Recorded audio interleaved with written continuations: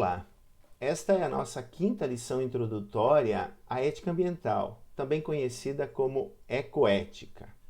Hoje trataremos de um documento especial produzido por iniciativa da ONU com a colaboração de mais de 4.000 entidades mundo afora, que estabelece princípios fundamentais e algumas políticas públicas, quer dizer, ações concretas que devem ser efetivadas como forma de realização desses princípios, conhecido como Carta da Terra. Vocês encontram em diferentes línguas esse documento na sua íntegra na internet. Ele então estabelece 16 princípios. O documento é subdividido em 4 partes. Eu vou apresentar aqui com alguns detalhes a primeira parte e a segunda, que tem uma relevância para a ecoética maior, e as duas últimas partes eu vou simplesmente indicar os princípios e vou desde logo sugerir que vocês leiam o documento completo, que é um documento muito bem escrito, inspirador, motivador e que realmente, assim como, por exemplo, a Declaração dos Direitos Humanos de 1948, estabelece um novo padrão ético para guiar a humanidade e aqui, claro, principalmente guiar as nossas relações com o meio ambiente e os animais não humanos. Bem, então, a primeira parte se chama Respeitar e Cuidar da Comunidade da Vida. Temos aí 4 princípios e uma série de políticas concretas, né, para a realização desses princípios. Então, o primeiro princípio é respeitar a terra e a vida em toda a sua diversidade. Respeitar, lembremos, é sim uma atitude ética fundamental, que se concretiza, por exemplo, nesse documento, a partir da indicação de 2 ações concretas. A primeira é reconhecer que todos os seres são interligados e cada forma de vida tem valor, independentemente de sua utilidade para os seres humanos. A segunda ação concreta é afirmar a fé na dignidade humana inerente, né, a todos os seres humanos e no potencial intelectual, artístico, ético e espiritual da humanidade. Bom, é claro que cada um desses princípios e também cada uma dessas ações concretas mereceria um comentário mais detalhado. Então, por exemplo, em relação ao primeiro, aqui cabe lembrar que na bioética global, né, já se estabeleceu um tipo de princípio que exige que nós respeitemos cada ser vivo como um fim em si e, se possível, nós tratemos esse ser vivo como tal, né? Bem, então, dessa maneira, eu vou simplesmente indicar os princípios e as ações concretas, sem detalhar cada um deles, porque isso então fugiria ao espaço, ao tempo, né, das nossas videoaulas. Bem, o segundo princípio diz que nós devemos cuidar da comunidade da vida com compreensão, compaixão e amor. E as 2 ações que são explicitáveis, aí a partir desse princípio, são as seguintes: aceitar que, com o direito de possuir, administrar e usar os recursos naturais, vem o dever de impedir o dano causado ao meio ambiente e de proteger os direitos das pessoas. Então, não é apenas uma questão de explicitação de direitos, mas também das obrigações correspondentes. Em segundo lugar, assumir que o aumento da liberdade, dos conhecimentos e do poder implica responsabilidade na promoção do bem comum. O terceiro princípio, aliás, estabelece que devemos construir sociedades democráticas que sejam justas, participativas, sustentáveis e pacíficas. Como, por exemplo, assegurando que as comunidades em todos os níveis garantam os direitos humanos e as liberdades fundamentais e proporcionem a cada um a oportunidade de realizar seu pleno potencial. E, além disso, que devemos promover a justiça econômica e social, propiciando a todos a consecução de uma subsistência significativa e segura que seja ecologicamente responsável. O quarto princípio estabelece que precisamos garantir as dádivas e a beleza da terra para as atuais e também para as futuras gerações, como, por exemplo, reconhecendo que a liberdade de ação de cada geração é condicionada pelas necessidades das futuras gerações. E, além disso, transmitir às futuras gerações valores, tradições e instituições que apoiem, em longo prazo, a prosperidade das comunidades humanas e ecológicas da Terra.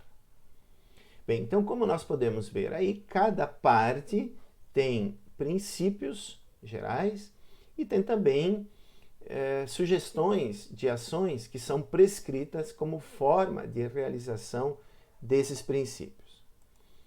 Bem, então agora eu vou me limitar a apresentar brevemente os próprios princípios e vou sugerir que vocês leiam e reflitam sobre quais são as ações que efetivamente devem ser realizadas para que a aplicação desses princípios atinja as suas finalidades. Por exemplo, que haja efetivamente uma proteção da integridade ecológica, que é o que dá título aí à segunda parte. O quinto princípio, então, diz que devemos proteger e restaurar a integridade dos sistemas ecológicos da Terra, com especial preocupação pela diversidade biológica e pelos processos naturais que sustentam a vida. Então, aqui, claramente, né, é importante lembrar da videoaula anterior, na qual nós tratamos da necessidade não apenas do desenvolvimento sustentável, mas de uma política de restauração dos diversos sistemas da biodiversidade que já estão bastante degradados e não podem ser simplesmente protegidos, mas precisam ser reabilitados. Então pensem um pouco a esse respeito, a essas ações e outras que vocês julgarem necessárias para que se realizem esses princípios. O sexto princípio, então, estabelece que devemos prevenir o dano ao ambiente como melhor método de proteção ambiental e, quando o conhecimento for limitado, assumir uma postura de precaução. Bem, então, claramente o princípio da precaução sempre é invocado quando nós discutimos questões ambientais e é uma política que muitos defendem como sendo necessária, porque se nós desconhecemos os riscos inerentes a um determinado ato, a um determinado procedimento, por exemplo, na agricultura, né, nós devemos nos abster, porque eventualmente, através dos nossos atos, nós produziríamos mais malefícios do que benefícios. Esse é o caso, por exemplo, né, sempre o princípio da precaução foi invocado quando se discutiram questões relacionadas a organismos geneticamente modificados, ao impacto ambiental em termos de pôr em risco aí a biodiversidade e assim por diante. Bom, o sétimo princípio estabelece que devemos adotar padrões de produção, consumo e reprodução que protejam as capacidades regenerativas da Terra, os direitos humanos e o bem-estar comunitário. Então aqui, novamente, né, lembrem daquelas 3 políticas que dizem que mesmo que a gente não reconheça o valor intrínseco do meio ambiente, os animais não humanos, etc., ainda assim nós deveríamos adotar a política dos 3 R's, né, de redução, de reutilização, de reciclagem, etc., como forma de proteção do meio ambiente, porque nós, evidentemente, dependemos, a nossa saúde depende de um ambiente saudável. O último princípio dessa segunda parte estabelece que devemos avançar no estudo da sustentabilidade ecológica e promover a troca aberta e ampla do conhecimento adquirido, né? Uma ampla aplicação do conhecimento adquirido. Então, claro, aqui o conhecimento, né, principalmente o conhecimento científico, ele é propriedade da humanidade e ele deve ser colocado à disposição de todas as pessoas para que se atinja aí, então, esse ideal de integridade ecológica. Bem, agora a terceira e a quarta parte tratam de questões mais políticas e econômicas, então eu vou me limitar a citar os princípios e, novamente, eu vou pedir para vocês lerem a Carta da Terra e refletirem sobre as ações que são propostas nesse documento, né, como forma de realização desses princípios. Então, o terceiro capítulo se chama Justiça Social e Econômica. O nono princípio, então, estabelece, e está aí escrito, né, ainda, que devemos erradicar a pobreza como um imperativo ético, social e ambiental. Então, claramente, né, a pobreza ela tem um impacto ambiental e a erradicação da pobreza também é uma preocupação da ecoética. O 10º princípio estabelece que devemos garantir que as atividades e instituições econômicas, em todos os níveis, promovam o desenvolvimento humano de forma equitativa e sustentável. Então, claro, aí questões de justiça e também questões de ecoética. O 11º princípio estabelece que é necessário afirmar a igualdade e a equidade de gênero como pré-requisitos para o desenvolvimento sustentável e assegurar o acesso universal à educação, assistência de saúde e as oportunidades econômicas. O 12º princípio, que é o último dessa terceira parte, diz que devemos defender, sem discriminação, os direitos de todas as pessoas a um ambiente natural e social, capaz de assegurar a dignidade humana, a saúde corporal e o bem-estar espiritual, concedendo especial atenção aos direitos dos povos e minorias. Bom, a última parte, então, se chama Democracia, Não Violência e Paz. E explicita, então, algumas políticas públicas, né, que devem ser levadas em consideração no âmbito governamental, né, qual a gente vê claramente a necessidade de fortalecimento da democracia. Então, o 13º princípio estabelece que devemos fortalecer as instituições democráticas em todos os níveis e proporcionar-lhes transparência e prestação de contas no exercício do governo, participação inclusiva na tomada de decisões e acesso à justiça. Aqui também há uma explicitação de uma série de políticas públicas que realizam, então, esse princípio da democracia. O 14º princípio estabelece que devemos integrar na educação formal e na aprendizagem ao longo da vida os conhecimentos, valores e habilidades necessárias para um modo de vida sustentável. 15º princípio estabelece que devemos tratar todos os seres vivos com respeito e consideração. Que, novamente, né, lembremos dos princípios da bioética global, da primeira parte desse próprio documento, né, que estabelece o cuidado e o respeito como formas de valoração de todo e qualquer ser vivo. O último princípio, então, ao menos na ordem de exposição, né, estabelece que devemos promover uma cultura de tolerância, de não violência e paz. Quer dizer, aqui, novamente, né, nós vemos de forma clara que o respeito à diversidade cultural e não apenas ambiental é necessária para que se, de fato, né, estabeleça a possibilidade de uma coexistência pacífica e que as pessoas possam colaborar não só no sentido econômico, mas também cultural e ambiental, né?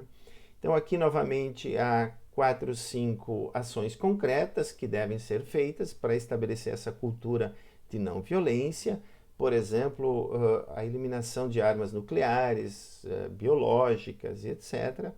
E também chama atenção a esse ponto, né? Desmilitarizar os sistemas de segurança nacional, até chegar ao nível de uma postura não provocativa de defesa e converter os recursos militares em propósitos pacíficos, incluindo a restauração ecológica. Então, de fato, esse é um assunto bastante caro ao Brasil, né? Nós estamos presenciando aí uma escalada do autoritarismo, né? Então, a Carta da Terra contribui, né, dizendo que, se quisermos de fato estabelecer uma cultura de tolerância, de não violência e paz, nós precisamos redimensionar os recursos, por exemplo, militares, para fins não apenas pacíficos, mas da própria restauração ecológica. Esse é um ponto interessante, porque, enfim, a segurança pública, então, seria exercida pela Polícia Civil, e nós poderíamos pensar no uso dos militares, enfim, para, por exemplo, a proteção da Amazônia e outras políticas públicas. Bem, brevemente, então, eu quis apresentar para vocês, muito mais no sentido de uma motivação para que vocês leiam, né, o documento na sua íntegra, reflitam a respeito dos princípios, pensem também nas ações concretas necessárias para a aplicação desses princípios e a sua realização, não apenas as que estão ali indicadas, mas todas aquelas que vocês acham, enfim, interessantes e necessárias para que nós elevemos o nosso padrão em relação às nossas, enfim, ações e políticas, né, não apenas relacionadas com o meio ambiente, mas também com os animais não humanos. Aliás, na próxima videoaula, então, nós trataremos exatamente com mais detalhes desse assunto, quer dizer, de questões de ética animal, também conhecida como zoética, em especial a questão da permissibilidade ou não do uso de animais não humanos para experimentos científicos. Então eu convido todos e todas para que acompanhem a próxima videoaula sobre zoética. Até lá!